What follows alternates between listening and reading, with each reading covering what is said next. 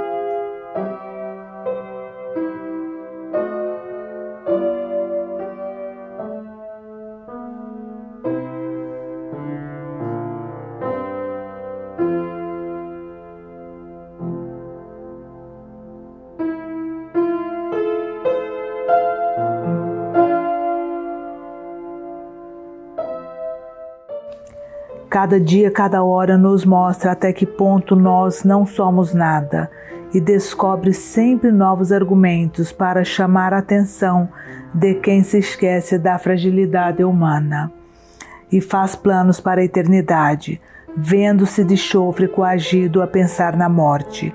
Já está tuis a perguntar-me onde é que eu pretendo chegar com este proêmio. Tu conhecias Cornélio Senecião, um cavaleiro romano brilhante e obsequioso, que se fizera a si mesmo, partindo quase do nada, a ponto de ser previsível a prossecução de uma carreira auspiciosa, pois a dignidade social é mais fácil de continuar a aumentar que de iniciar a ascensão. A riqueza igualmente tarda, sobretudo, a chegar às pessoas de nível modesto, mas desde que ultrapasse um pouco esse nível, nunca mais para. Senecião já estava à beira de se alçar a uma grande fortuna, meta a que o conduziam duas qualidades extremamente eficazes: habilidade para obter riqueza, talento para conservar. Qualquer uma delas, aliás, bastaria para fazer dele um homem rico, pois este homem de extrema parcimônia, tão escrupuloso na administração dos bens como nos cuidados com a saúde, depois de me ter visitado pela manhã, conforme era costume, depois de ter passado o dia inteiro até a noite à cabeceira de um amigo doente e sem esperança de recuperação, depois de ter jantado com boa disposição, foi atacado por um tipo de doença galopante, uma angina, e só com grande dificuldade conseguiu respirar até ao dia seguinte, com a garganta apanhada. No espaço de pouquíssimas horas, depois de ter desempenhado todos os deveres de um homem de perfeita saúde, caiu morto.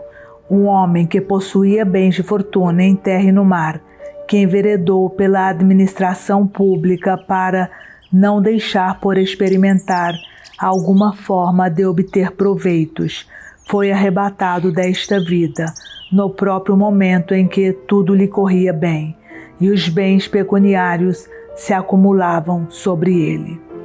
Enxerta agora, Melibeu, as pereiras, dispõe em fila as vides. Como é estúpido fazer planos para uma longa vida quando não se é sequer senhor do dia seguinte.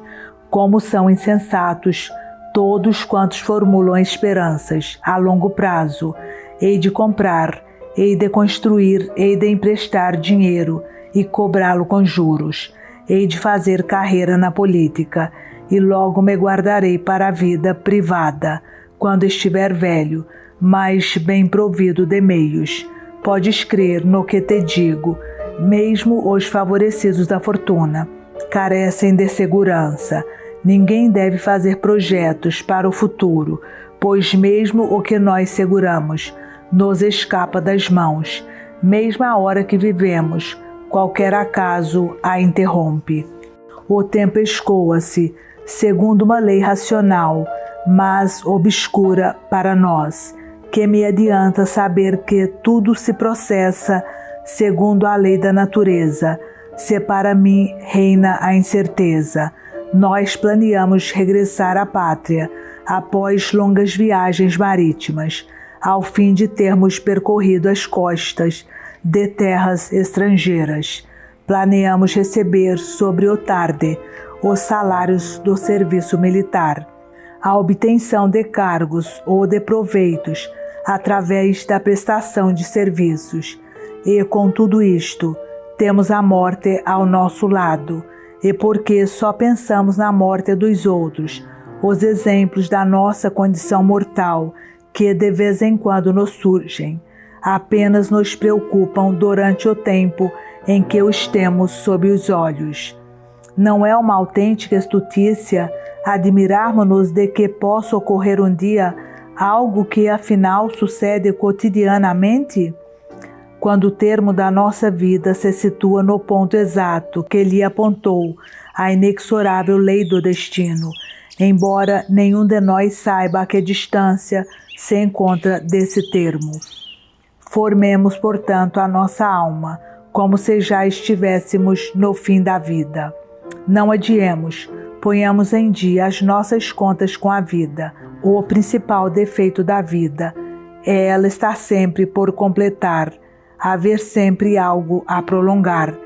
Quem, todavia, cotidianamente der à própria vida os últimos retoques, nunca se queixará de falta de tempo.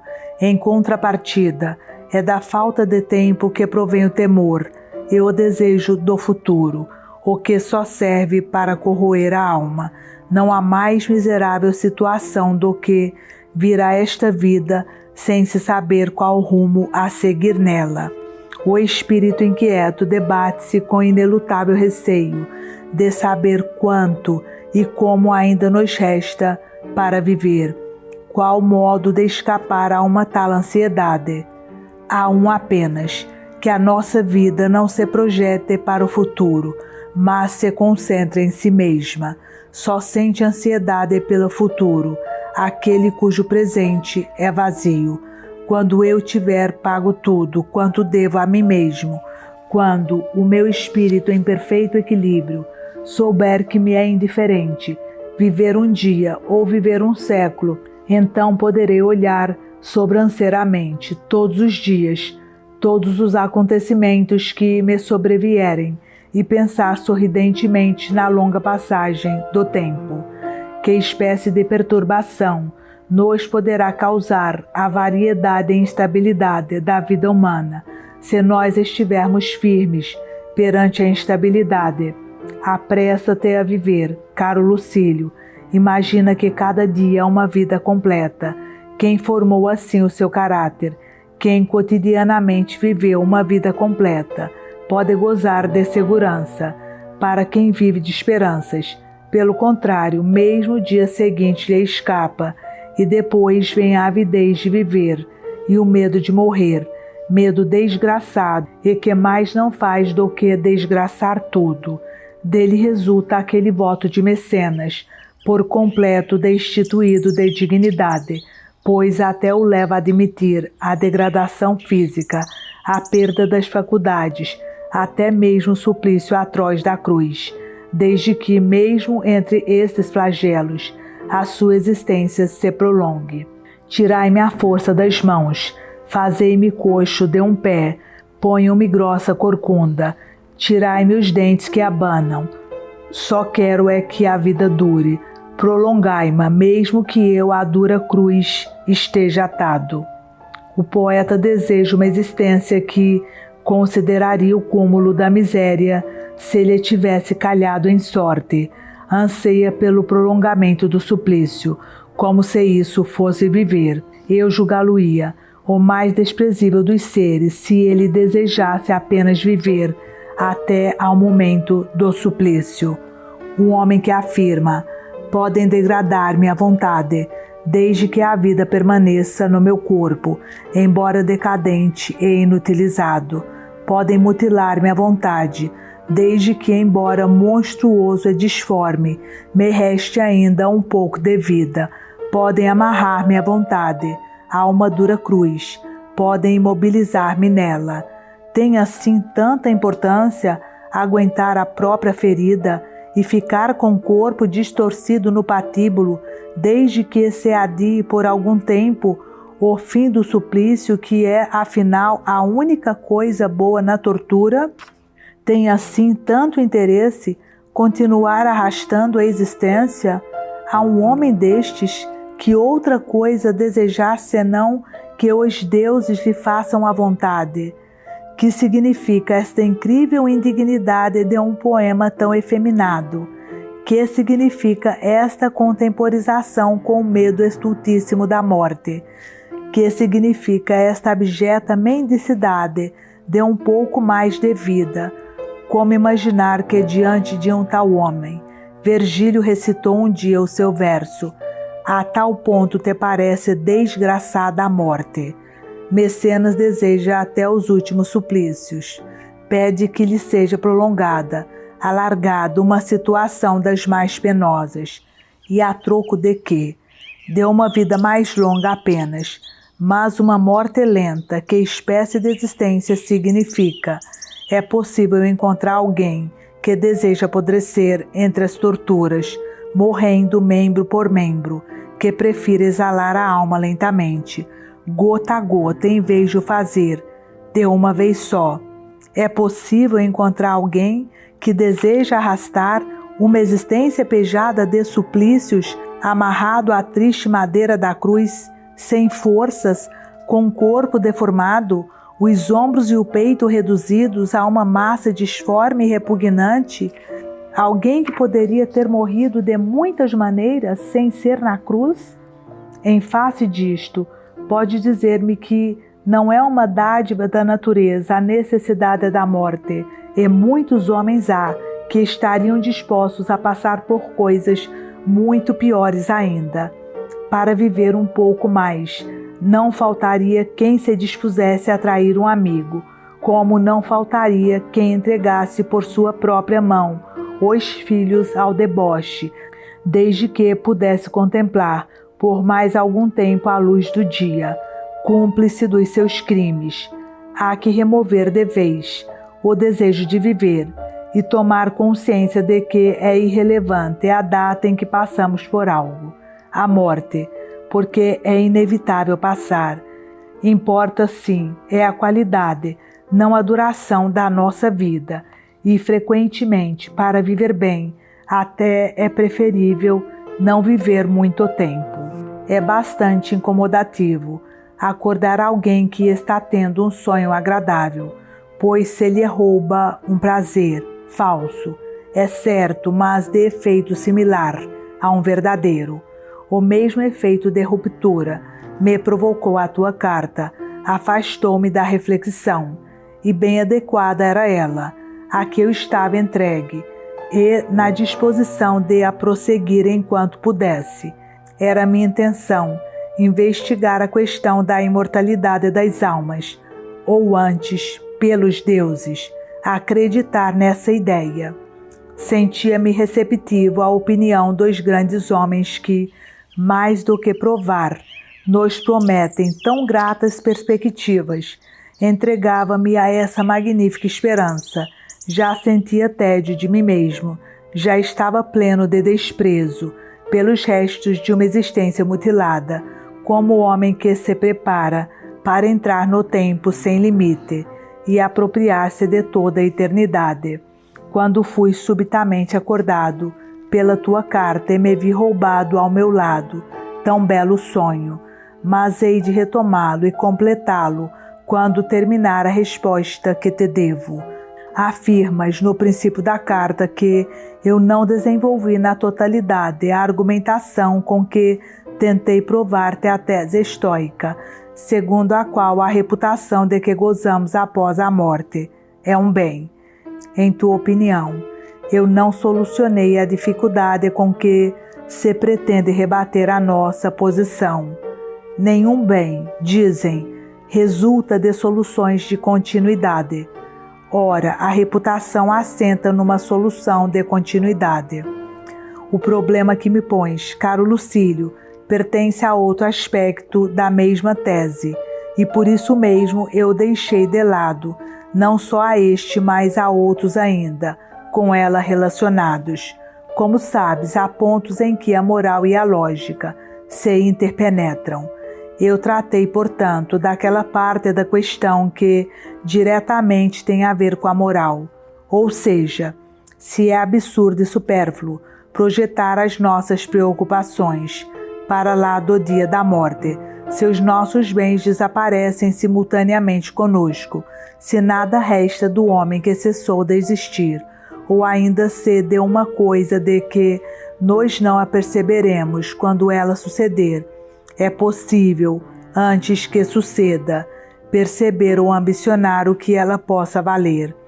Todas estas questões dizem respeito à moral, por isso tratei-as na altura conveniente. Os argumentos que os dialéticos invocam contra esta tese tiveram de ser deixados de lado, e por isso eu não me referi a eles. Agora, uma vez que estás com vontade de saber tudo, vou primeiro expor-te em bloco os seus argumentos e em seguida refutá-los-ei, um por um.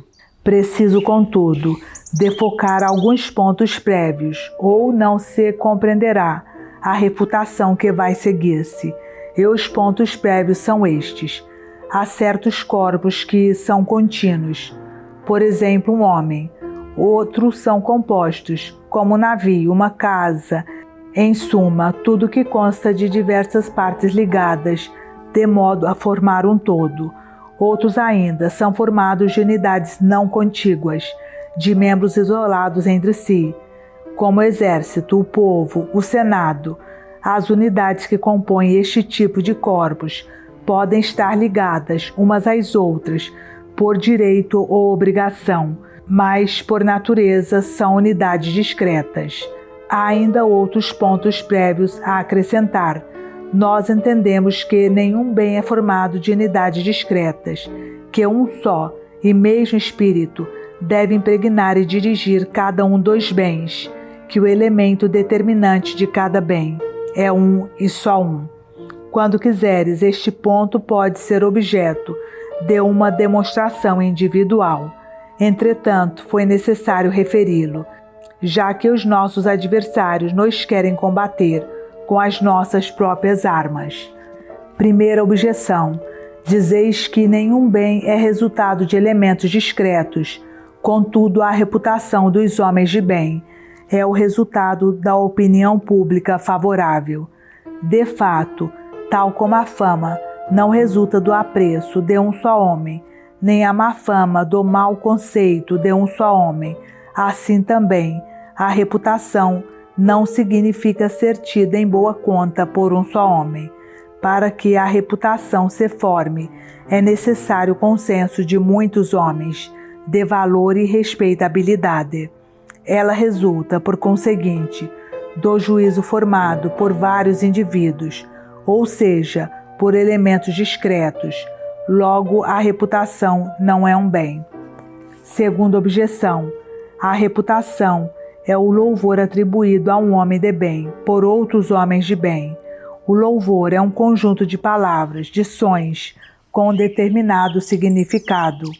Ora, um conjunto de sons, embora proferido por homens de bem, não é um bem. Nem tudo quanto um homem de bem faz é um bem.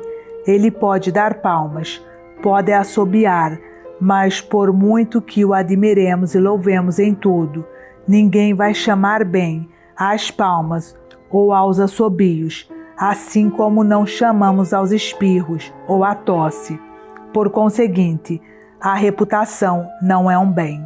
Para terminar, dizei-nos se trata de um bem daquele que atribui, ou daquele que recebe os louvores. Se dizeis que é um bem do que recebe os louvores, fazeis uma afirmação tão ridícula como dizer que me diz respeito à boa saúde dos outros. Ora, louvar quem o merece é uma ação digna. Logo, se o louvor é um bem, pertence àquele que pratica a ação, ou seja, àquele que louva os outros, e não àquele que recebe os louvores, como vós queríeis demonstrar. Vou responder a estas objeções, uma por uma. Em primeiro lugar, se um bem pode ou não resultar de elementos discretos, é uma questão em aberto. Há argumentos válidos num e noutro sentido. De resto, por que dizer que a reputação implica muitos votos favoráveis? Pode perfeitamente contentar-se com o juízo de valor de um único homem de bem. Um homem de bem julga-nos a nós, homens de bem. Como é isso? Perguntará o nosso oponente.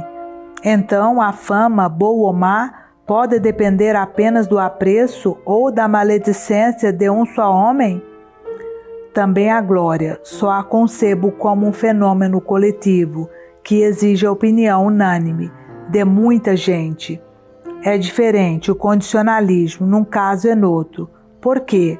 Porque se um homem de bem fizer bom juízo a meu respeito, a minha situação é a mesma que seria se todos os homens de bem fizessem idêntico juízo, como de fato fariam, se me conhecessem. Todos eles fazem um juízo absolutamente idêntico e identicamente assente na verdade. Não é possível estarem em desacordo, logo é como se todos tivessem uma só opinião, já que lhes não é possível ter opiniões diversas. No que toca à glória ou à fama, uma opinião apenas já não é suficiente. No primeiro caso, o juízo de um só pesa o mesmo que o de todos, já que todos, se interrogados um por um, formulariam o mesmo juízo. No segundo, encontramos juízos diversos, emitidos por personalidades dissemelhantes. O acordo é difícil. A cada passo se encontrarão dúvidas, hesitações, suspeitas. Achas possível que todos sejam unânimes no juízo quando cada um nem sequer é sempre da mesma opinião? No primeiro caso, está em causa a verdade, e a verdade tem sempre a mesma força e o mesmo rosto. No segundo, é a opiniões falsas que se dá crédito. Ora, as opiniões falsas carecem de constância, estão em permanente oscilação e dissidência. Um louvor não é mais do que palavras, e as palavras não são um bem. Quando se diz que a reputação é o louvor dos homens de bem, formulado por homens de bem, não estamos pensando nas palavras, mas sim no pensamento. Ainda que um homem de bem esteja em silêncio, se pensar que alguém é digno de louvor, o louvor está dado. Aliás, uma coisa é o louvor, outra o discurso laudatório. Este é que recorre à expressão sonora. Por isso é que, nas cerimônias fúnebres, se fala não de louvor, mas de discurso laudatório, isto é, atualizado pela recitação oral. Quando dizemos que um homem merece louvores, não lhe estamos prometendo palavras de apreço, mas sim pensamentos de apreço. Por isso há louvor, mesmo quando em silêncio se pensa bem, e se louva intimamente um homem de bem. Como disse, aliás, o louvor tem a ver com a alma, e não com as palavras, que se limitam a exprimir e a transmitir ao conhecimento do público o louvor que a alma concebeu. Louvar significa julgar alguém digno de louvores. Quando o nosso poeta trágico afirma como é excelente ser louvado por um homem louvado, emprega homem louvado no sentido de homem digno de louvor. E quando um outro poeta da mesma época escreve que o louvor dá vida às artes, não se está referindo aos encomes do público, que outra coisa não fazem senão corrompê-las. Nada de fato contribuiu tanto para a degradação, não só da eloquência como de todas as outras artes, destinadas à audição, como os aplausos das multidões. A fama não dispensa a expressão oral. A reputação contenta-se com o juízo de valor e dispensa ser apregoada em alta voz. A sua plenitude não se altera, quer se propague em silêncio ou nas vozes do mundo. A diferença que eu vejo entre a reputação e a glória é esta: a glória depende do veredito da multidão, enquanto a reputação provém das pessoas de bem. A quem pertence o bem, que é a reputação, isto é, o louvor, dado a um homem de bem por outro homem de bem, a quem o recebe ou a quem o dá. A ambos, a mim que sou louvado, porque a natureza me conduziu a amar todo o gênero humano, e por isso me alegro de fazer o bem, e me sinto contente por ter encontrado quem, por gratidão, se dispõe a explicar aos outros as minhas virtudes. Sentir gratidão é um bem de muitos, mas meu também. A formação da minha alma leva-me a sentir como meu o bem dos outros, em especial daqueles a quem eu ocasionei algum bem. Mas é também um bem que pertence a quem dá louvores, já que fazê-lo só é possível pela virtude, e toda ação da virtude é um bem. Deste bem ficaria privado quem me dá louvores se a minha ação não fosse de modo a merecê-los. Por conseguinte, receber merecidamente louvores é um bem que pertence a ambos, exatamente como uma sentença justa é um bem, tanto daquele que a proferiu, como daquele em cujo benefício foi proferida. Acaso duvidas de que a justiça seja um bem, tanto para quem possui essa virtude, como para quem, graças a ela, vê restabelecidos os seus direitos? Louvar quem o merece é um ato de justiça, consequentemente é um bem que pertence a ambos. Creio que já dei resposta suficiente a esses teus sofistas, mas o nosso objetivo não deve ser discutir sutilezas e fazer descer a filosofia da Sua Majestade até estas minudências. Não será preferível caminhar por uma via ampla e direita em vez de estar a inventar atalhos sinuosos de que só a grande custo nos livramos? Todas essas discussões não passam de jogos de eruditos, brincando às escondidas. Afirma antes que é próprio da natureza do homem alargar o seu pensamento a todo o universo. A alma humana é qualquer coisa de grande e de nobre, e não admite que se lhe imponham outros limites senão os que lhe são comuns, com a própria divindade. Desde logo, a alma não se contenta com uma pátria diminuta, seja Éfeso ou Alexandria, ou qualquer outra cidade de ainda maior população, ou mais esplendorosos edifícios. Para a alma, pátria são todos os espaços abarcados pelo universo. É toda esta esfera, dentro da qual se encontram os mares e as terras, dentro da qual o ar separa e une, ao mesmo tempo o divino e o humano, e na qual inúmeras forças divinas, em perfeita ordenação, cumprem atentamente as respectivas funções. Para além disso, a alma também se não confina a um exíguo período de tempo. Todas as eras, diz ela, me pertencem. Século nenhum permanece fechado aos espíritos superiores. Tempo nenhum se mostra inacessível ao pensamento. Quando chegar o dia em que se decompõe essa mistura de divino e de humano, deixarei o corpo aqui onde eu o encontrei, e irei unir-me aos deuses. Aliás, nem agora estou desligado deles, apenas me limito aos movimentos, o peso da existência terrena. O tempo que demora essa existência mortal não é para a alma senão o prelúdio de uma vida melhor e mais duradoura. Tal como o ventre materno nos guarda por 10 meses e nos prepara, não para nele permanecer, mas sim para sermos como que lançados no mundo, assim que estamos aptos a respirar e a aguentar o ar livre, também ao longo do espaço de tempo, que vai da infância à velhice, nós vamos amadurecendo com vista ao novo parto. Espera-nos um outro nascimento, uma outra ordem das coisas. Por enquanto, não suportamos a vista do céu senão a uma certa distância. Encara, portanto, com coragem a tua hora decisiva, a hora derradeira apenas para o corpo, não para a alma. Os objetos que tens à tua volta, olha-os como bagagens numa hospedaria. Tu tens de passar adiante. A natureza revista-te a saída, tal como te revistou a entrada.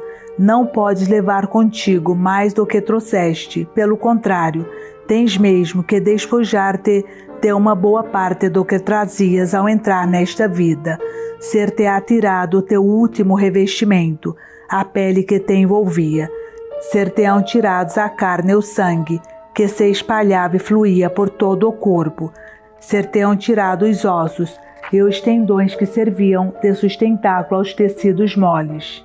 Esse dia que tu tanto temes, como se for o último, marca o teu nascimento para a eternidade. Depõe teu fardo, porque hesitas como se não tivesse já um dia abandonado um corpo, dentro do qual te ocultavas. Estás indeciso, relutante. Também nesse dia foi preciso um esforço violento da tua mãe, para que tu saísses. Geme e choras, o choro é próprio do recém-nascido, só que nessa altura tinhas desculpa, como ser ignorante e inexperiente. Quando saíste do quente e suave ventre materno, começaste por sentir o sopro livre do ar. Chocou-te depois a dura pressão das mãos, e tenra como criança que eras, ignorante de tudo, olhaste espantado o mundo desconhecido. Agora, porém, já não é para ti novidade separar-te de um corpo de que antes fazias parte. Deita fora, sem hesitação, esses membros inúteis. Põe de lado esse corpo em que por tanto tempo habitaste. Esse corpo será dilacerado, esmagado, destruído, porque afligires-te.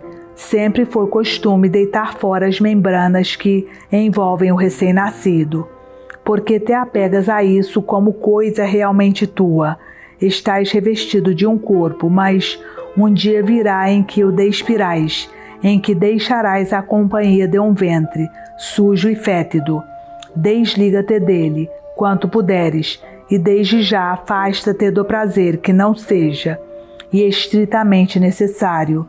Alheia-te deste mundo, e começa desde já a meditar em algo de mais profundo e sublime. Um dia virá em que se te desvelarão os segredos da natureza, em que se dissipará esta bruma, e a toda a volta uma luz radiosa incidirá sobre ti. Procura imaginar a intensidade do brilho de tantos aços juntando num só clarão a sua luz. Sombra alguma maculará a serenidade do céu. Todos os recantos do universo luzirão com igual esplendor. A alternância do dia e da noite só se verifica ao nível da nossa atmosfera inferior, quando contemplares com todo o teu ser a totalidade da luz, essa luz que agora reduzidamente recebes pelas estreitas aberturas dos teus olhos e que mesmo assim e de longe tanto admiras. Dirás que até agora tens vivido em plena treva, que aparência terá para ti a luz divina quando a contemplares no seu lugar próprio. Este pensamento não permite que se instale na alma o que quer que seja de sórdido, de rasteiro, de cruel. Afirma-nos que há deuses, testemunhas dos nossos atos, ordena-nos que mereçamos a sua aprovação, que nos preparemos para o futuro, que nos prometamos a eternidade. E a quem concebe no seu espírito a ideia da eternidade, nenhum exército atemoriza, nenhum clarim guerreiro assusta, nenhuma ameaça causa medo. E como não se há de estar livre do medo quando se espera a morte, mesmo quem pensa que a alma só perdura enquanto se mantém vinculada ao corpo e que, quando ambos se separam, logo ela se desintegra, mesmo quem assim pensa age de modo a poder continuar a ser útil depois de morto. Embora o homem em si não possamos ver mais, a grande virtude do herói, a grande nobreza da sua raça, continua a viver no nosso espírito. Pensa na grande utilidade que para nós tem os bons exemplos e concluirás que a lembrança dos grandes homens não é menos útil do que a sua presença. Porque tomas tu essas precauções todas contra incidentes que se podem eventualmente ocorrer, podem igualmente nunca vir a verificar-se. Estou me referindo a incêndios, desmoronamentos e outras calamidades que se podem abater sobre nós, mas sem o propósito deliberado de nos causarem mal. melhor farias em procurar evitar os perigos reais que nos espreitam na intenção de nos apanhar à traição. Naufragar, cair de um carro, são desastres eventualmente graves, mais raros. Nas relações humanas, porém, o perigo é coisa de todos os dias. Deves precaver-te bem contra este perigo, deves estar sempre de olhos bem abertos. Não há nenhum outro tão frequente, tão constante, tão enganador. A tempestade ameaça antes de rebentar, os edifícios estalam antes de cair por terra, o fumo anuncia um incêndio próximo. O mal causado pelo homem é súbito e disfarça-se com tanto mais cuidado quanto mais próximo está. Fazes mal em confiar na aparência das pessoas que se te dirigem. Tem rosto humano, mas instintos de feras, só que nestas apenas o ataque direto é perigoso. Se nos passam adiante, não voltam atrás à nossa procura. Aliás, somente a necessidade as instiga a fazer mal. A fome ou o medo é que as forçam a lutar. O homem, esse destrói o seu semelhante por prazer. Tu, contudo, pensando embora nos perigos que te podem vir do homem, pensa também nos teus deveres enquanto homem. Evita por um lado que te façam mal, evita por outro que faças tu mal a alguém. Alegra-te com a satisfação dos outros, comove-te com os seus dissabores. Nunca te esqueça dos serviços que deves prestar, nem dos perigos a evitar, que ganharás tu vivendo segundo esta norma. Se não evitas que te façam mal, pelo menos consegues que te não tomem por tolo. Acima de tudo, porém, refugia-te na filosofia. Ela te protegerá no seu seio. Neste templo sagrado viverás seguro, ou pelo menos mais seguro. Não dão encontrões uns nos outros, senão os que caminham pela mesma estrada. Não deverás, todavia, fazer alarde da tua filosofia. Muitos dos seus adeptos viram-se em situações perigosas por a praticarem com excessiva altivez e obstinação. Usa tu para te livrares dos teus vícios, não para exprobares os dos outros, que ela te não leve a viver, ao invés de todos os demais, nem a parecer condenar tudo aquilo que não praticas. É possível ser sábio, sem jactância e sem provocar hostilidades. Fui para a minha quinta de momento para fugir. Imagina que a cidade? Não. Há um acesso de febre. Deu uma febre bastante insidiosa que já começara a agarrar-me com força. O médico dizia que os indícios lá estavam. Pulsação acelerada e irregular, completa alteração do ritmo normal. Assim mandei imediatamente aprestar o carro e, embora Paulina me tentasse reter, teimei em partir para o campo. Veio-me a boca um dito do meu estimado Galião que um dia, ao apanhar na Acaia um acesso de febre, embarcou de imediato clamando que o mal estava no clima e não no seu corpo. Repeti estas mesmas palavras à minha Paulina, que está sempre a recomendar-me cuidado com a saúde. E como eu sei que a sua existência está totalmente dependente da minha, para velar por ela tenho de começar a velar por mim próprio. A velhice já me tornara capaz de afrontar 1001 perigos. Agora estou perdendo o benefício da idade, pois veio-me a ideia que neste velho que eu sou, existe um adolescente que é necessário poupar. Em suma, não consigo de Paulina que me ame com mais coragem, mas ela consegue de mim que eu me cuide com mais atenção. Há que respeitar os afetos nobres. Por vezes, mesmo em circunstâncias desesperadas, a nossa alma prestes a exalar-se deve ser refreada, retida mesmo, no último instante, por muito que isso custe, se a honra dos familiares o exigir. Um homem de bem tem de viver, não enquanto lhe apraz, mas enquanto a sua vida for necessária. Só um obstinado egoísta teme morrer, sem admitir que uma esposa ou um amigo lhe merecem o sacrifício de prolongar um pouco mais a existência. Quando o interesse dos familiares o exige, a alma deve impor a si mesma a vida.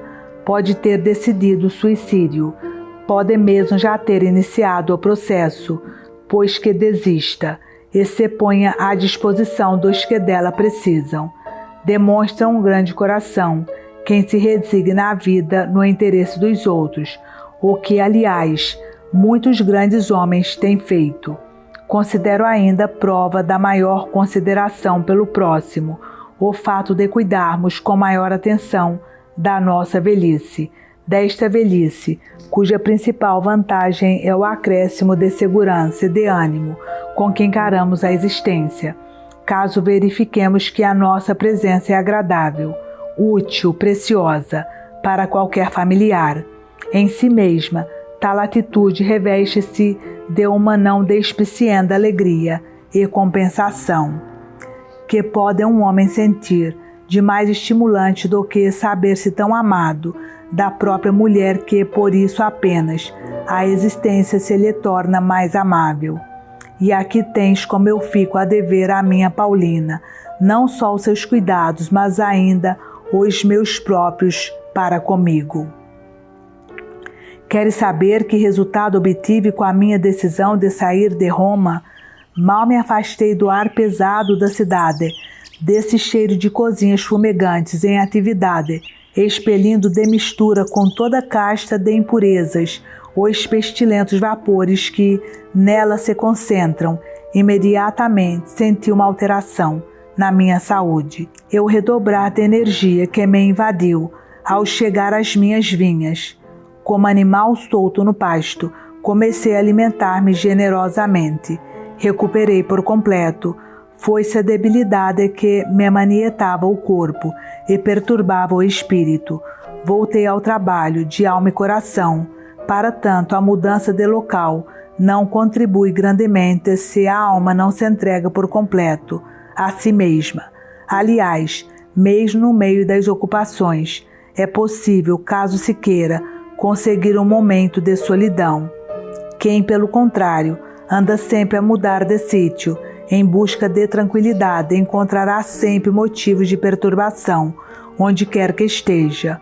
Houve uma vez um homem que se queixou a Sócrates de nunca ter tirado proveito das suas viagens. Não admira, respondeu o filósofo, viajaste sempre na companhia de ti próprio. Como beneficiariam certas pessoas se conseguissem afastar-se de si mesmas? Na realidade, são elas a causa das próprias angústias, cuidados, aflições e receios. De que serve atravessar o mar, andando sempre de uma cidade para outra? Se queres escapar aos males que te afligem, precisa de te tornar outro homem, e não de mudar de sítio.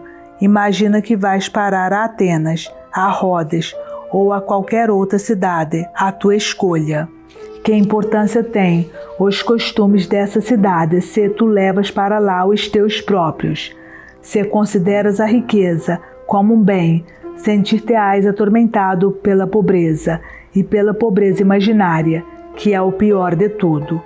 Embora sejam amplas as tuas posses, basta que outro possua mais do que tu, para te sentires tanto mais carenciado, quanto menos rico fores, do que o outro. Se consideras como um bem a carreira das honras, a eleição de fulano ou a reeleição de cicrano para o consulado, causar-te-á mal-estar ver várias vezes o nome de alguém escrito nos fastos, encher-te-á de inveja. Tal será a tua louca ambição que até te parece não haver ninguém atrás de ti, só porque há alguém à tua frente.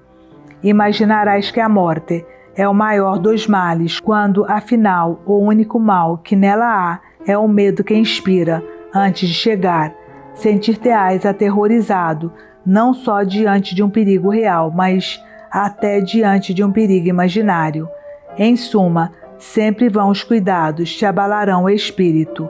De que poderá servir ter evitado tantas cidades argólicas, ter conseguido fugir pelo meio dos inimigos?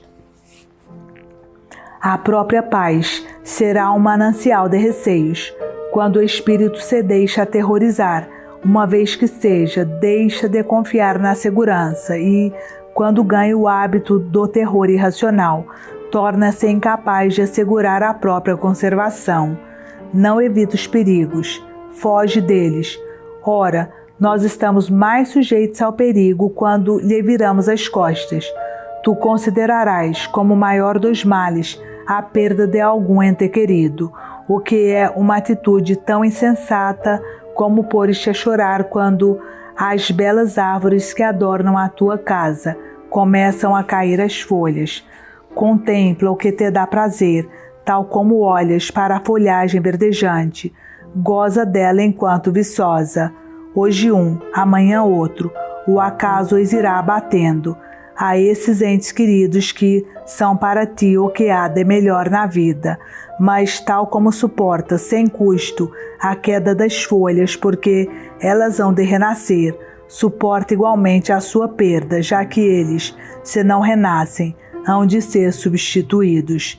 Mas já não serão os mesmos, pois não, nem sequer tu serás o mesmo. Cada dia, cada hora te vão modificando. O desgaste operado pelo tempo é mais visível nos outros, enquanto em ti age subrepticiamente, e por isso passa despercebido. O tempo rouba-nos a presença dos outros, mas também nós vamos perdendo parte do que éramos. Em vez de meditares nesta realidade e assim conseguires remédio para as tuas feridas, preferes deixar-te enredar pela angústia, entregando-te ora à esperança, ora ao desespero? Se fores sensato, procura harmonizar as duas atitudes, nem entregando-te à esperança, sem algo de desprendimento, nem ao desprendimento sem uma réstia de esperança. Que utilidade pode ter, para quem quer que seja, o simples fato de viajar? Não é isso que modera os prazeres, que refreia os desejos, que reprime a ira, que quebra os excessos das paixões eróticas, que em suma arranca os males que povoam a alma. Não faculta o discernimento, nem dissipa o erro, apenas detém a atenção momentaneamente, pelo atrativo da novidade, como a uma criança que pasma perante algo que nunca viu. Além disso, o contínuo movimento de um lado para o outro acentua a instabilidade, já de si considerável, do espírito, tornando ainda mais inconstante e incapaz de se fixar. Os viajantes abandonam ainda com mais vontade os lugares que tanto desejavam visitar. Atravessam-nos voando como aves, vão-se ainda mais depressa do que vieram. Viajar dá-nos a conhecer novas gentes, mostra-nos formações montanhosas desconhecidas, planícies habitualmente não visitadas, ou vales irrigados por nascentes inesgotáveis. Proporciona-nos a observação de algum rio de características invulgares, como o Nilo, extravasando com as cheias de verão, o Tigre, que desaparece à nossa vista e faz debaixo de terra parte do seu curso, retomando mais longe o seu abundante caudal, ou ainda o meandro, tema favorito das lucubrações dos poetas, contorcendo-se em incontáveis sinuosidades, fazendo incessantemente ainda mais um circuito, antes de enfim descansar no leito de que se aproxima. Mas viajar não torna ninguém melhor de caráter, nem mais são de espírito. Teremos de nos aplicar ao estudo, de frequentar os mestres da filosofia, a fim de assimilarmos os princípios já estabelecidos e investigar o que ainda está por descobrir. Só assim a alma se pode arrancar à mais dura servidão e alcançar a verdadeira liberdade. Enquanto ignorares a distinção entre o evitável e o desejável, o necessário e o supérfluo, o justo e o injusto, o moral e o imoral, nunca serás um viajante, mas apenas um ser à deriva. As tuas deambulações não te trarão qualquer proveito, já que viajas na companhia das tuas paixões, seguido sempre pelos males que te dominam. E bom era que estes males apenas te seguissem. Bom era que eles estivessem longe de ti. O que se passa, porém, é que os levas em cima e não atrás de ti. Deste modo, onde quer que estejas, eles oprimem-te, destroem-te com a mesma virulência. Um doente precisa que se lhe indique um remédio, não um panorama. Se um homem parte uma perna ou faz uma entorse, não vai pôr-se a passear de carro ou de barco. Manda sim chamar um médico que lhe ligue o membro partido ou ponha no seu lugar o osso deslocado. Ora bem, acaso pensas tu que uma alma quebrada ou torcida em tantos lugares pode tratar-se com uma simples mudança de ambiente? Não, esta doença é demasiado grave para curar-se com um passeio. A formação de um médico ou de um orador não se faz em viagem. A aprendizagem de qualquer arte não depende da geografia. Como pensar que a sabedoria, a mais importante das artes, se pode adquirir saltando daqui para acolá. Podes crer que nenhuma viagem te põe ao abrigo do desejo, da ira, do medo. Se tal fosse o caso, todo o gênero humano começaria em massa a viajar. Estes males não cessarão de atormentar-te, de desgastar-te ao longo das tuas viagens terrestres ou marítimas, enquanto tiveres em ti as suas causas. Admiras-te que de nada vale fugir, quando tens dentro de ti aquilo de que foges. Corrige o teu caráter, elimina os entraves que te tolhem, mantém os teus desejos nos limites do razoável. Expurga da tua alma todo resquício de maldade. Se queres gozar do prazer de viajar, trata antes de mais o teu companheiro de viagem. Terás sempre contigo a avareza, enquanto conviveres com o mesquinho avarento. Terás contigo orgulho, enquanto frequentares os soberbos. Nunca te livrarás da crueldade, da convivência de um torcionário. A camaradagem dos adúlteros não fará senão excitar os teus apetites eróticos. Se queres abandonar os vícios, tens de afastar-te dos exemplos que convidam ao vício. O avarento, o sedutor, o sádico, o vigarista, que já bem nocivos te seriam, se apenas te fizessem companhia, estão mesmo dentro de ti. Junta-te à companhia dos homens de bem, convive com os catões, com Lélio, com Tuberão. Se preferires também o convívio com os gregos, junta-te a Sócrates ou a Zenão. O primeiro ensinar-te-á a morrer, quando a necessidade o impuser.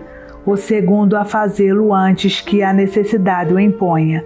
Convive com Crisipo ou com Posidônio. Eles te darão o conhecimento das realidades humanas e divinas. Eles te incitarão a agir, não apenas a falar com talento, a lançar palavras para deleite do auditório, mas a fortalecer a alma e a pô-la em condições de afrontar qualquer ameaça. O único porto onde pode abrigar-se esta vida agitada e conturbada está em saber desprezar as casualidades, em mantermos-nos firmes, em estarmos preparados para receber em pleno peito os golpes da fortuna, sem nos encolhermos nem virarmos as costas. A natureza dotou-nos de uma alma receptiva ao sublime, tal como a alguns animais dotou de ferocidade, a outros de astúcia, a outros de medo. Também ao homem dotou de um espírito glorioso e elevado, que busca como forma de vida, não a mais segura, mas sim a mais digna, a semelhança do universo, a quem, tanto quanto permite o andamento de seres mortais, procura imitar e emular. Em cada passo em frente que dá, o homem sente-se alvo de incitamento e atenção. É senhor de tudo, está acima de tudo ou mais. Por isso mesmo, nada há que se submeta, nada que lhe pareça insuportável, nada que faça vergar a sua energia. Formas de temível aspecto, a morte, o sofrimento, nada temíveis para quem as possa encarar com olhos de ver e for capaz de discernir, para além da névoa que as encobre. Também há muita coisa que de noite nos mete medo, mas a luz do dia apenas dá vontade de rir. Formas de temível aspecto, a morte e o sofrimento. Temíveis, não na realidade, mas pelo aspecto, lhes chamou, e muito bem o nosso Virgílio, ou seja, parecem temíveis, sem o serem.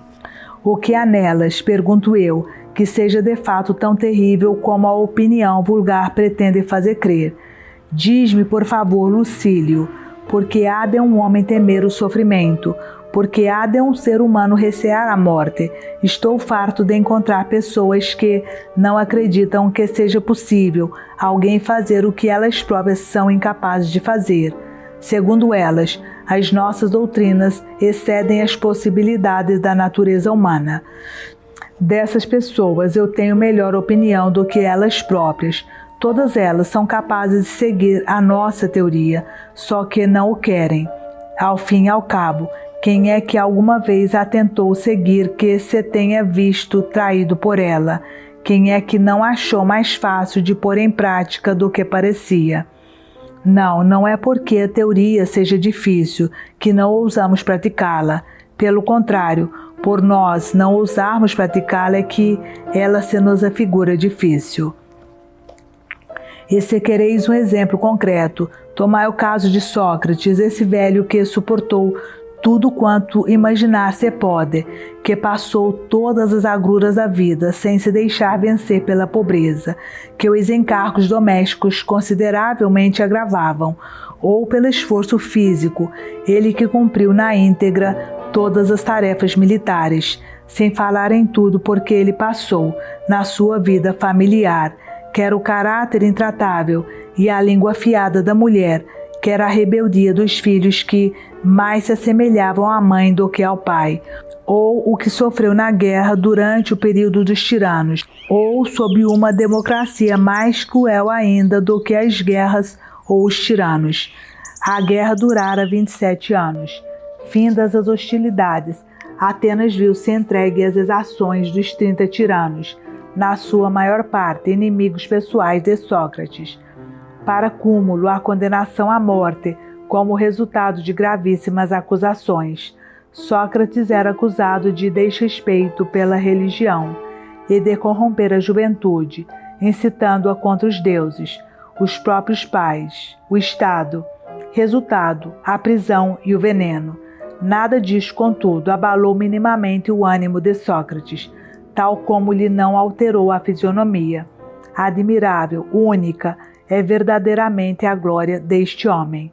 Até o último momento, ninguém viu que Sócrates se tornasse ou mais alegre ou mais triste, no meio da maior inconstância da fortuna. Ele manteve-se constante, até ao fim. Queres outro exemplo? Vê o caso de M. Catão, o jovem com quem a fortuna se mostrou mais insistentemente hostil ainda, contrariando-o em todas as circunstâncias, e, por fim, a hora da morte. Apenas conseguiu provar, contudo, que um homem de coragem pode viver, pode até morrer, mesmo com a hostilidade da fortuna. Toda a existência de Catão decorreu ou no meio da agitação social armada, ou quando já estava em gestação, a guerra civil declarada. Também de Catão se pode dizer, como de Sócrates, que se eximiu pela morte à servidão. A menos que se pense que Pompeio, César e Crasso se conluiaram para defender a liberdade. Ninguém viu mutação alguma em Catão no meio de todas as mutações da República. Em todas as circunstâncias, como pretor, depois expulso da pretura, acusador público, magistrado provincial, perante a Assembleia, no exército, ao morrer, permaneceu igual a si mesmo. Finalmente, no meio da agonia da República, com César a um lado à frente, de 10 legiões de elite e de todas as suas tropas auxiliares estrangeiras, e general Pompeio de outro lado, ele sozinho bastou para fazer frente a todos, enquanto uns tomavam o partido de César e outros o de Pompeio. Catão foi o único que abraçou o partido da República.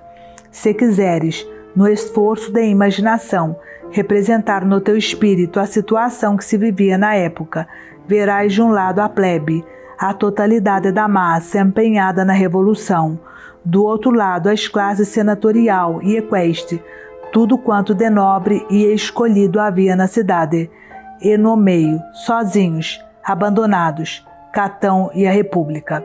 Serás tomado de admiração, digo-te eu, quando vires o Atrida e Príamo, e Aquiles, de ambos inimigo.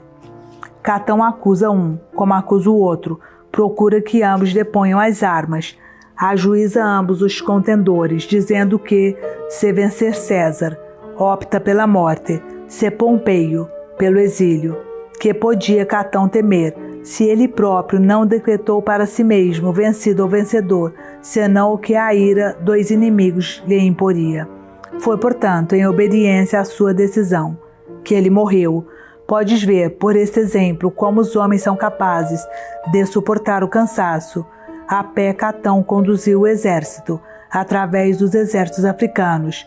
Pode ver como é possível suportar a sede nas ardentes colinas de África, chefiando os restos de um exército vencido, sem dispor de abastecimentos. Ele aguentou, sem despir a armadura, a falta de água, e quando ocasionalmente havia ensejo de beber um pouco, Catão era o último a fazê-lo. Podes ver como é possível desprezar as honras e a ignomínia. No mesmo dia em que foi rejeitado da pretura, foi para o terreiro dos comícios jogar a bola. Podes ver como é possível não sentir medo algum dos poderosos. Catão desafiou simultaneamente Pompeio e César, quando toda a gente só se incompatibilizava com um deles, para cair nas boas graças do outro. Podes ver como é possível desprezar tanto a morte como o exílio. Foi Catão quem impôs a si mesmo o exílio, a morte e entre um e outra, a guerra. Todos somos capazes de mostrar o mesmo ânimo em face destas circunstâncias, desde que dispomos a subtrair-nos ao jugo.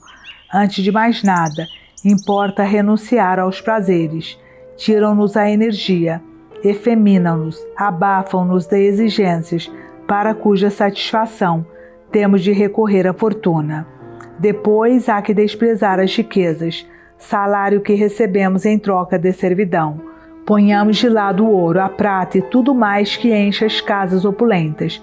A liberdade não se obtém de mão beijada, e se damos grande valor à liberdade, teremos de dar reduzido valor a tudo ou mais. Vou indicar-te quais as regras de conduta a seguir para viveres sem sobressaltos. Acho, no entanto, que tu deverás acolher estes meus conselhos com o mesmo espírito que o farias, se eu te aconselhasse a maneira de conservar a saúde no território de Árdia. Passa em revista quais as maneiras que podem incitar um homem a fazer o mal a outro homem. Encontrarás a esperança, a inveja, o ódio, o medo, o desprezo.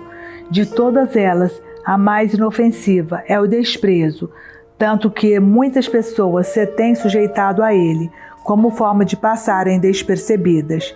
Quem despreza o outro, calca-o aos pés, é evidente, mas passa adiante. Ninguém se afadiga teimosamente a fazer mal a alguém que despreza. É como na guerra. Ninguém liga ao soldado caído. Combate, sim, quem se ergue a fazer frente. Quanto às esperanças dos desonestos, bastar-te-á, para evitá-las, nada possuíres que possa suscitar a pérfida cobiça dos outros, nada teres, em suma, que atrai as atenções, porquanto qualquer objeto, ainda que pouco valioso, suscita desejos, se for pouco usual, se for uma raridade. Para escapares à inveja, deverás não dar nas vistas, não gabares as tuas propriedades, saberes gozar discretamente aquilo que tens. Quanto ao ódio, ou derivará de alguma ofensa que tenhas feito, e neste caso bastar-te-á não lesares ninguém, para o evitares, ou será puramente gratuito, e então será o senso comum quem te poderá proteger. Essa espécie de ódio tem sido perigosa para muita gente, e alguns despertaram o ódio dos outros, mesmo sem razões de inimizade pessoal. Para te protegeres deste perigo, recorrerás à mediania da tua condição e à brandura do teu caráter. Faz com que os outros saibam que tu és um homem que não exerce represálias, mesmo se ofendido. Não hesites em fazer as pazes com toda a sinceridade. Ser temido é uma situação tão ingrata em tua própria casa como no exterior, tanto por parte dos teus escravos como por parte dos cidadãos livres. para causar a tua ruína. Qualquer um dispõe de força que baste. E não te esqueças que quem inspira medo, sente ele próprio medo. Ninguém pode inspirar terror e sentir-se seguro. Resta considerar o desprezo. Mas cada um, se deliberadamente se sujeitar a ele, se goza de pouca consideração porque quer, e não porque o mereça. Tem na sua mão a faculdade de regular a sua intensidade.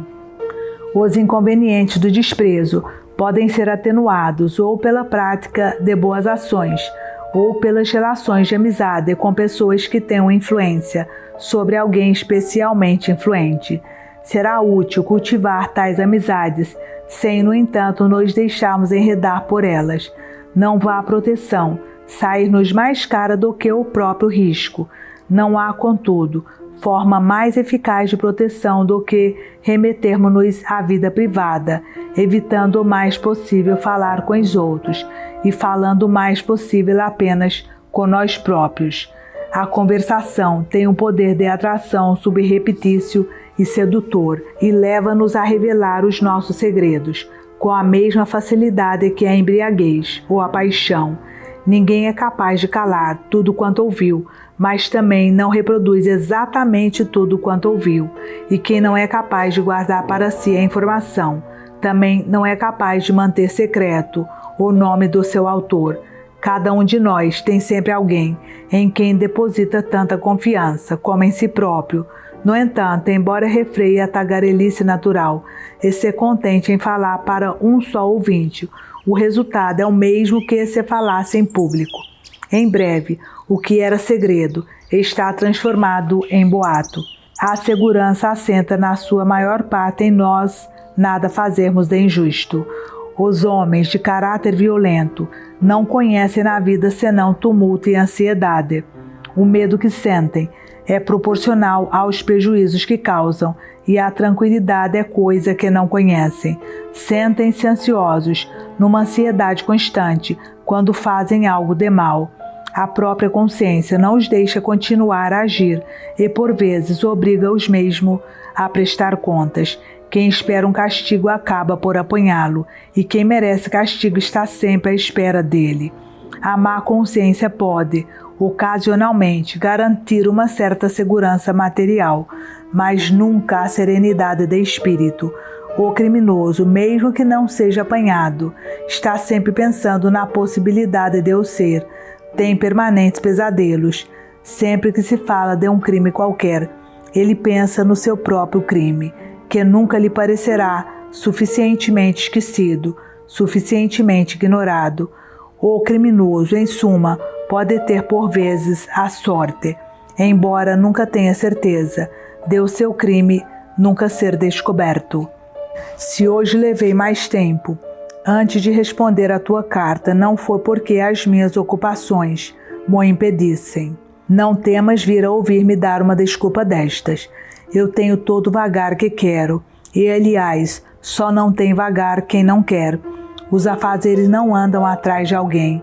Os homens é que se agarram aos afazeres, entendendo as suas ocupações como sinônimo de felicidade.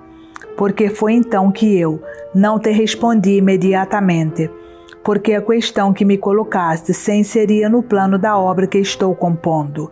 Tu sabes bem que eu pretendo escrever um livro, abarcando todo o âmbito da filosofia moral, no qual é minha intenção desenvolver todos os problemas com ela relacionados. Por isso hesitei entre adiar a resposta, até chegar o momento de tratar no livro essa questão, ou conceder-te audiência desde já, embora não fosse a tua vez. Acabei por achar que seria mais simpático receber quanto antes um consulente vindo de tão longe. Assim, vou destacar do meu projeto global e ordenado esta questão, e se outras questões do mesmo tipo me aparecerem, dar-te-ei conta delas, sem esperar as tuas perguntas. Que questões são essas, afinal? Bom, são daquelas cuja resolução é mais aliciante do que propriamente útil, a exemplo daquela que me puseste na tua carta. Se o bem é um corpo, ora, o bem atua, uma vez que nos é útil e tudo quanto atua é um corpo. O bem move-nos a alma. De certa maneira, dá à alma forma e limites a ações que são específicas dos corpos. Os bens do corpo são corpos, logo também os bens da alma o são, uma vez que a alma é um corpo. O bem próprio do homem é necessariamente um corpo, uma vez que o próprio homem é um ser corpóreo. Mentir-te-ia se dissesse que não são corpos os alimentos que o homem ingere, ou as mesinhas que toma para proteger ou recuperar a saúde. Logo, o bem próprio do homem é um corpo. Acho que tu não hesitarás em reconhecer como corpos as paixões, e assim meto já aqui uma coisa que tu não me perguntaste, tais como a cólera, o amor, a tristeza, a menos que tu duvides que elas nos alteram o rosto, nos enrugam a testa, nos alongam a face, nos tornam a cara encarniçada ou nos fazem ficar sem pinga de sangue. Pois bem, pensas que estes evidentes sinais do nosso corpo podem ser ocasionados sem ser por um corpo? E se as paixões são corpos, igualmente o são as doenças da alma, tais como a avareza, a crueldade, os vícios empedernidos e já absolutamente insanáveis. Portanto, são corpos a maldade em todas as suas variedades, malevolência, inveja, soberba. Portanto, são corpos bens. Primeiro, porque são os opostos dos vícios que assinalei. Segundo, porque se manifestam por sinais do mesmo tipo. Nunca reparaste como a coragem dá novo vigor ao olhar, como a prudência reforça a atenção, como o respeito acentua a modéstia e a calma, como a alegria aumenta a serenidade, como a severidade acentua a rigidez, como a ternura aumenta a sensação de bem-estar? Consequentemente, tudo quanto altera a cor e a forma dos corpos é igualmente um corpo, o qual exerce naqueles a sua ação. De fato, todas as virtudes que eu enumerei são bens, assim como aquilo que delas resulta.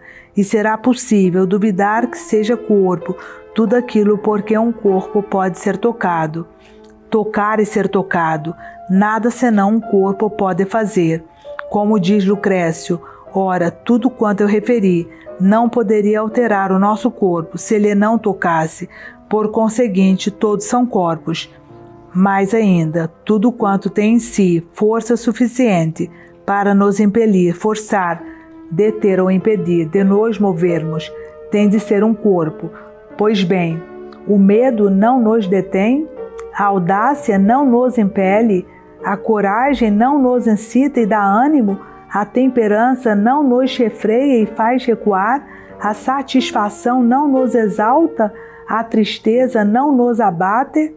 Em suma, tudo quanto nós fazemos, fazemo-lo sob ordens ou da maldade ou da virtude, e tudo quanto exerce poder sobre um corpo, tudo é um corpo, tudo quanto dá força a um corpo, é um corpo. O bem de um corpo é corpóreo, o bem do homem é o bem de um corpo, logo é corpóreo. Respondi ao que me pediste, fiz-te a vontade, agora direi eu próprio o que já estou a imaginar, que tu vais dizer. Tudo isto é um jogo. Gasta-se o engenho com questões supérfluas. Estas teorias não tornam os homens bons, apenas os fazem eruditos. Saber é algo de muito mais vasto e também mais simples. Não são precisas muitas letras para nos darem um espírito bem formado. Nós é que estamos habituados a desperdiçar tudo. E a filosofia não foge à regra. Sofremos de intemperança em tudo, até no uso das letras. E estudamos para a escola, não para a vida.